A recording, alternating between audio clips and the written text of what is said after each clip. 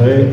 Yeah, we prepare the game. We know always it's a difficult team, but we will do our best for tomorrow collect the 3 points. Assalamualaikum warahmatullahi wabarakatuh. Untuk match besok, insya Allah Semen Padang sudah siap secara taktikal maupun mental.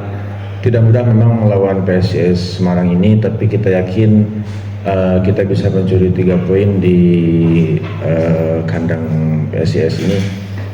Karena kita tahu kemarin kita sudah melalui perjalanan yang cukup jauh dari Padang ke Magelang ini. Jadi kami tidak mau perjalanan kami ini menjadi sia-sia. Maka dari itu kami mohon doanya kepada keluarga, supporter dan warga Padang khususnya.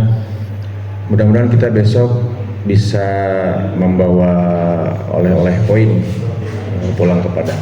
Terima kasih. Like I say, okay, the two teams in this moment are not in a good moment.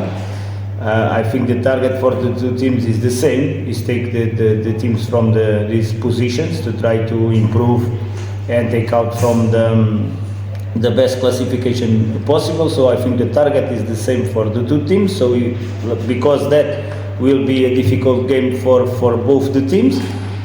Two teams need the 3 points tomorrow, so it will be a competitive game. I believe it will be a competitive game that two teams want to win. It's very important the match tomorrow for both teams. And about the other situation, I only analyze is the Semarang team. About the players individual, I not talk. This is a question, not how can I say?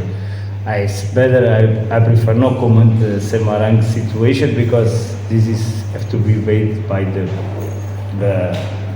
coach, and the analysis have to be weighed by the coach and the staff of Semarang, and everyone. Is not me who have to talk about the Semarang.